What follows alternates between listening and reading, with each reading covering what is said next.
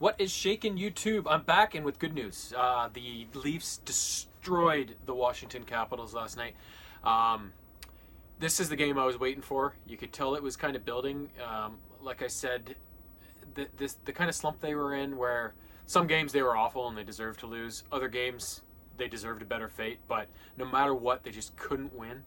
And you know, eventually a team like them that is good is going to break out of a slump in a big way. And in that game against Washington last night that was it. That was the turning point. It came with a bit of lineup changes. In Washington, on the other hand, I mean, they're the defending Stanley Cup champions, and they're very much like the Leafs. They're very high-powered offense, and they got a good goalie and whatnot. But they've been in the same situation as Toronto. They haven't won a lot recently. They're kind of slumping as well. So something had to give in this game, and it worked out in the Leafs' favor. Now, because Johnsson is out now with a concussion after the Phoenix game, Trevor Moore drew back into the lineup and skated on the fourth line with Lindholm and Gauthier. But all of the other lines, because of what was going on, Babs decided to tinker with some stuff, and he finally gave the Leafs fans what most of them have been clamoring for a long time, and that is a regular 5-on-5 line featuring Austin Matthews and Mitch Marner on the same line. And skating along with them was Patrick Marleau on the other wing. So that was the top line, which was much different. And then to do that, though, they had to split up Tavares and Marner, who have worked so well together this year. So with Tavares now was... oh God, I'm trying to think of who it was now. So it was, the third line was Kadri, Brown, and Kapanen.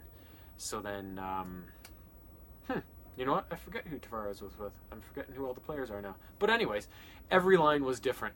And you know what? It worked. You could tell all game long that Matthews, his skating was powerful. He was getting to pucks and holding on to pucks that were coming off of his stick the past number of games.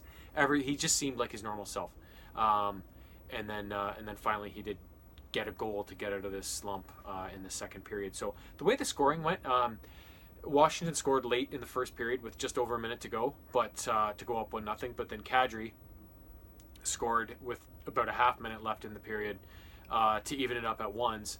And then similar, Washington was first on the board in the second period. Ovie scored a few minutes in, but then 10 minutes later, Zaitsev got one. And then nearing the end of the period, that's when Matthews got his power play goal. And then in the third period, Kadri got two more for the hat trick, and Marner iced it with an empty net goal to make the final 6-3. But all game long, you could tell that Matthews was just...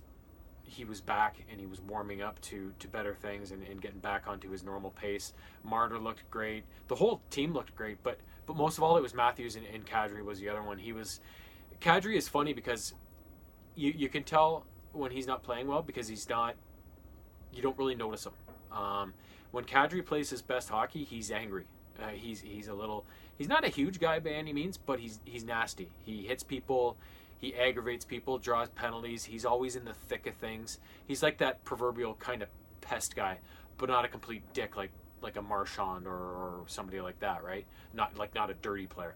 And that's the way he was last night. He was right in the thick of it. He was hitting people. He was chirping. He was very involved, and that's when he plays his best hockey. And that's when he scores his goals. And there you go with the hat trick. So. Anderson looked really good. The Capitals actually outshot the Leafs. It was like 44 shots to 37 or something like that. But all game long, it was all Toronto. Like they had the better shots, the better chances, the better pressure. You could just tell that it was they had it, and Washington was just kind of struggling to catch up. Even though they scored first, it was just, you could just tell the Leafs were on, and it was just a matter of could they put some past Holtby, right? So, but they did. They put 6 past, and they got the 2 points. And now we head into the All-Star break, so they got about a week off. So it's always nice to go into the break on a high note like that, kind of a slump buster. And so hopefully that gives the guys some confidence, gets them back to feeling great, and they can take a week off, get some rest, and then come back refreshed after the break. And hopefully the second half of the season can play out the way the first part of the first half of the season did, and they can just hopefully maintain some home ice advantage for the playoffs, and put kind of an exclamation mark on this season as they get ready for the postseason. So yeah, so that's it. So you won't see me on the Leaf front for another week or so. Not that anybody watches anyways, but I may have some other videos that I will post anyways. So until my next post, have a great life.